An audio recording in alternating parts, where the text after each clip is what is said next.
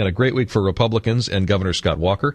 And joining me to talk about this, his first extended interview on all of this stuff, Scott Walker. Good morning, sir. How are you? Hey, good morning, Jay. Outstanding. I think it's a great week for the taxpayers of the state of Wisconsin who, for decades, not just years, have had budgets that really weren't balanced.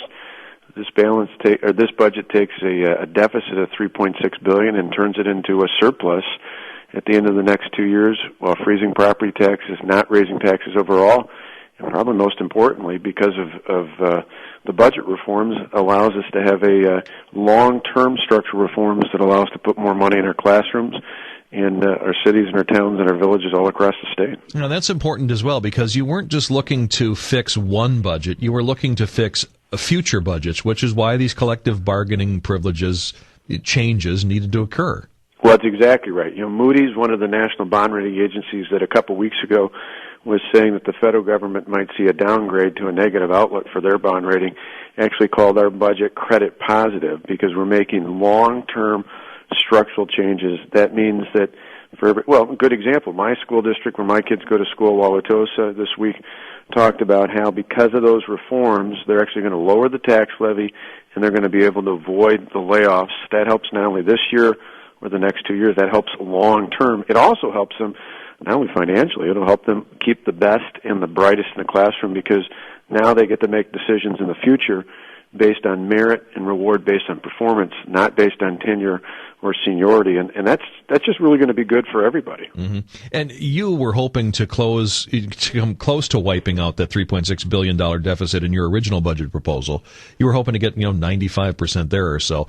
How did the lawmakers find the other 5 or 10% to close that hole entirely? Right. Let me clarify. There's two different parts. 3.6 we balanced completely. On top of that, though, we inherited a structural deficit, which is payments that are deferred into the future, and that we dropped down by 90%. Part of it was when they went through, we were awfully conservative, and when they looked at assessing where things like the estate tax and that are, the nonpartisan Legislative Fiscal Bureau pointed out that actually ours was even lower than that. It was, for all practical purposes, had wiped that out. That's why in the end, you start off the next fiscal year with about a $306 million surplus. Now, some people say, well, wait a minute, why would you start with anything? Well, you've got more than a $60 billion biennial budget, so meaning over the next 2 years. We know that there needs to be a little wiggle room because you've got issues out there that go back and forth, but for once, you don't have, at least in my generation, you don't have a budget based on a hope and a prayer that things will magically get better. You actually have one that starts and finishes in the black and not in the red. Yeah. The other great thing with that is, and an issue we clearly need to hunker down and do even more on, jobs. For us, I believe this is not only about balancing the budget, this is about sending a clear message to job creators, small businesses, mid-sized, large businesses across the board in this state and others looking here, that while states like Illinois to the south can't get their act together, this is a state that is stable. This is a state where not only, the state government, the local government is stable. This is a place you want to add jobs in. Mm-hmm. I don't want to seem greedy here. I think the lawmakers did an amazing job, as did you. But I have to ask, this budget does increase spending by 1.8%. You've been a champion of zero increase budgeting. Will we see you cut more with your veto pen? Well, we're going to definitely use the prerogative of the line on a veto to fix things in there, both in terms of spending and as well as other items that are even not necessarily a spend down, but there may be issues that in the end that need to be corrected or modified.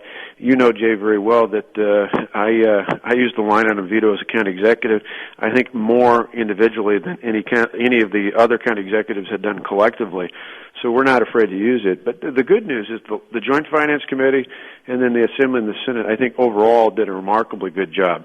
One of the biggest areas of increase for all the talk about the poor is we still spend an additional $1.2 billion on Medicaid. That's programs for seniors, needy individuals, and families. We had to cut even more than that $3.6 billion elsewhere in state government. But the biggest area of growth, of course, are people who are in some sort of public assistance.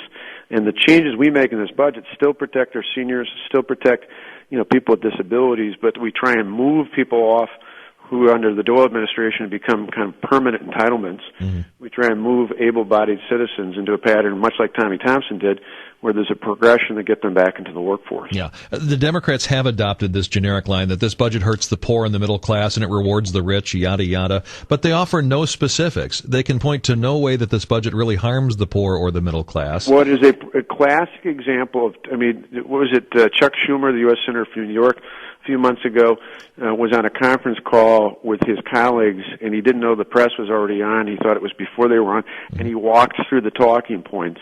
And that's essentially what you have here. The talking points here and nationally are the middle class. I love to point out who has been stuck with the cost of the expanse of government in the past. It's been the middle class. This is the first budget that truly protects middle-class taxpayers. There's a freeze on property taxes. Who gets stuck in the past by escalating cost and more government? It's the middle class paying higher. In fact, in the last 10 years, property taxes have gone up 50%. We freeze them in this budget. That is remarkable. And when it comes to the poor, for those who are truly needy, for our seniors and for needy families, like I said, $1.2 billion. I'd like to not spend more, but in those basic safety net programs we do, we just say you're not going to permanently stay on those if you're someone who's able-bodied and can get back into the workforce. The one statistic or the one cut that people that haven't been paying close attention to the process might see and go, oh my God, that does seem excessive, is the $800 million cut to public schools. But explain how and why that shouldn't be harmful to Wisconsin kids and families. Well, exactly. It's a great point, and so many of the papers put that out there without any connection to what else is in the budget and what else happened this week with the courts. Our budget reforms, which is why we did the budget repair bill first, actually empower school districts as well as other local governments to make modest changes, and I stress modest, because what we're asking for in pension and health care contributions are still remarkably less than what middle-class taxpayers are paying. We're asking for a little over 12%. The average middle-class taxpayer in the state's paying about 20% for health insurance premiums. But those changes enacted, school district by school district, town by town, county by county, allow those districts to more than offset overall the amount of reduction in state aid is more than made up in the savings. And, of course, the long-term benefit is those savings are then built into their budget. So in the future, they're better able to handle budgets a year, 2 years, a decade down the road. So the interesting thing is it's not about $800 million. And we've seen it. We've actually seen it even before this week. School districts across the state in particular have shown that by using those savings, they're able to restore positions they thought would be laid off, protect core programs in the classroom, and ultimately protect property. Well, and some of them even seem pleasantly surprised, like, oh yeah, we can make this work. Well, right. You remember back in March when I was touring around, people said, well, why aren't there more local governments pleading for this? And I said, well, I think a lot of them just don't believe it. I just don't believe this because for years they've been told things in Madison and they just don't happen. A couple months have gone by. I even think not only amongst elected officials, one of the things I've found, and I visit a lot of schools up until school was out a week or so ago. I'd read, particularly in elementary schools, and then I'd go meet with teachers for an hour.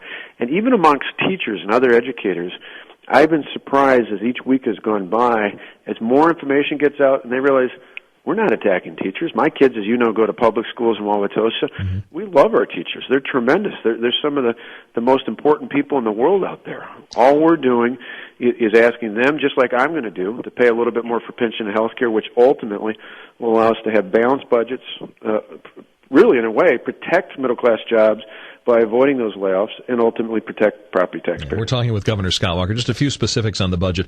Lawmakers eliminated a significant amount of state and federal funding to the 9 Wisconsin Planned Parenthood centers. Do you agree with that, and will you keep that cut intact? Yeah, that's consistent with what I put in my original budget. They tweaked the way that they did it, but that's consistent. Obviously, a lot of these issues, we're going to spend the next 10 days between now and June 30th, maybe a little bit sooner than that, but basically the next 10 days reviewing and examining things out there. But decisions like that are consistent with what I put in the budget in the first place. There was a lot of last-minute controversy over school vouchers and language that some believe would allow you, with your veto pen, to rework the language and expand the voucher program to all of Wisconsin. Will you do that? Yeah, I made it very clear, and yesterday a number of senators were asking about that. We've made it very clear that while I wasn't making commitments on other areas, this is one where we work together, where we put together a compromise that allowed us to add in the city of Racine. I made it very clear my veto language, I'm going to make it clear that this is about expanding it to the middle class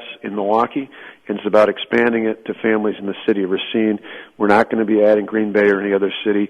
Those are long-term decisions, but those are things that aren't going to be effective in this budget, and we'll support any follow-up legislation to make sure that that compromise remains intact. Listeners want me to ask you about this craft brewery provision, and I don't know if you know the specifics on this, but there's been this back and forth with legislative leaders saying this is much ado about nothing, no worries, and craft brewers believing that they're getting shortchanged somehow. That's one where it just came up in the Joint Finance Committee, and there's a series of issues like that we're going to spend some time. We'll probably bring in the various different groups that are both for and against the provision and hear from them. Those are the reasons why people say, why can't you sign it right away today? Well, we need to look very carefully at issues like this as well as some of the other spending items to make sure we know exactly what's in the budget and, more importantly, what the ramifications are. So until we do that, until we meet, that'll probably be a good week and a half before that's part of our final veto message. Okay, on the collective bargaining court ruling, you got the ruling that you wanted, but now Secretary of State Doug LaFollette is playing games again with the publication date, and it seems to me, frankly, that you Republican leaders have decided not to really argue. You could insist, hey, look, this went into effect back on March 26th, but you don't seem to be. Why not? Well, it's a simple issue. I mean, for us, we had said even before we knew whether the court would rule or not, I've talked to legislative leaders, and they were willing to put those reforms into the budget if we didn't have a definitive decision by the Supreme Court. The reason being is our budget was based on those savings. If we don't have those savings, then you do have chaos in the schools, you do have chaos in local governments. We have them now in hand, and so now that provides the protection for our schools and our local governments. But that starts July 1. Even with the action that the Secretary of State's taking, this will be in place effective before July 1 when the next fiscal year begins. So from our standpoint, we're just, more than anything, what I found in reactions to the court and now the actions of the State Assembly and the State Senate is, what I hear across the state over and over again is people want to move on. Mm-hmm. They're tired of all this debate. They're tired of all the legal challenges. They're tired of all the protests and the chaos. They just want us to move on. There is huge fatigue out there. And they, more than anything, want us to get focused on jobs. So our standpoint is, instead of fighting past battles, as long as we can enact this budget, as long as we can move forward with those reforms and savings, and as long as we can do things that get us back to fighting for more jobs here in the state of Wisconsin, that's something that I think gets us back on track. And so there's a lot of issues out there. We could go back and point out the errors that have been made or point out the inconsistencies. But for me, I think people just want us to move forward. I'm assuming you believe that this newly filed lawsuit by labor leaders has no merit? And I'm not a lawyer, so obviously they'll look at it, but the Department of Justice here in the state of Wisconsin under the Attorney General clearly believes that, and it's not blocking us from enacting this, so we're going to keep moving forward. This is something where I believe the state Constitution was upheld from the state Supreme Court, and we'll see what other matters are out there. We'll take them step by step, but I think very clearly from the legal advice that we were given and the legislature was given, we're on the right track. And again, it's one of those where I think most people believe now that the Supreme Court has acted. And remember, some of it they highlighted, again, in the media 4-3, but really on the important things, there was not opposition from the Supreme Court. They may not like the timing and the process, and that was a little bit more divided, but in the end, on the big issues, the court was fairly definitive about this moving forward. And I think more than just the court, the people of the state believe now, okay, legal challenges are done. It's time to stop delaying. It's time to get back to work. Yep. On the issue of concealed carry, the Senate has passed a version that includes minimal training and basic permitting processes. The Assembly is going to pass this on Tuesday, it's very likely, and send it to you. Are you satisfied with what they've come up here with as a compromise to constitutional carry? Yeah. I mean, this is, for years, you and I and plenty of your listeners have argued when Jim Doyle vetoed similar measures in the past, it had broad bipartisan support. It came within one vote of being the veto itself being overturned and being effective as a law. It is time for us to get this in place as the law. It can work. It's worked in 47 other states across the country. We need to be the next state up, and then Illinois will be the only one left. So from our standpoint, I'm ready to sign it.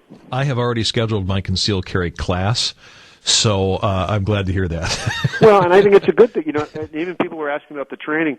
You know, I've got a shotgun, I've got a rifle, and I've got a bow. And for me, you know, I like the idea, particularly when I think about my kids taking hunter safety. I think that's a good thing. And I ride a Harley. I took the course to be able to do that.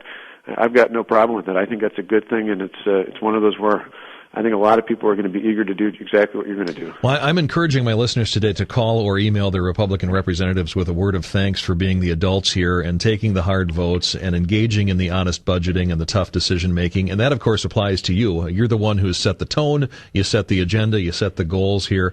And it's amazing what you've managed to accomplish in 4 months. So congratulations on all of it. Well, thanks. It's an interesting contrast. You know, I'm going to be out next week on Monday with the U.S. Chamber of Commerce talking about what it takes to get us working again. And on Tuesday, I'm going to be in New York on CNBC and Squawk Box talking about business. And it's an interesting contrast, even between New York and Illinois, but particularly between Wisconsin and Illinois.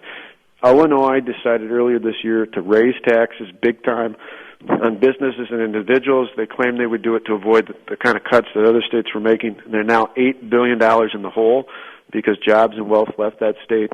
They've got a pension system that's only half funded. They've got the 49th worst bond rating. Their state treasurer a couple of weeks ago said he'd send a letter to the bond rating agencies encouraging them not to loan to the state of Illinois. And you've got this national survey in the last 5 years has seen a 40-spot drop by Illinois. In contrast, we've went up this year, just about a month and a half ago, 17 spots from 41 to 24. A year ago, 10% of our executives in the state said we're heading in the right direction. Now, 88%. You look at all that and you say, boy, we made some tremendous progress, not just on the budget, but on the economy. But we're not done yet. There's a lot more work to be done to get people working again, and we're thrilled about the challenge.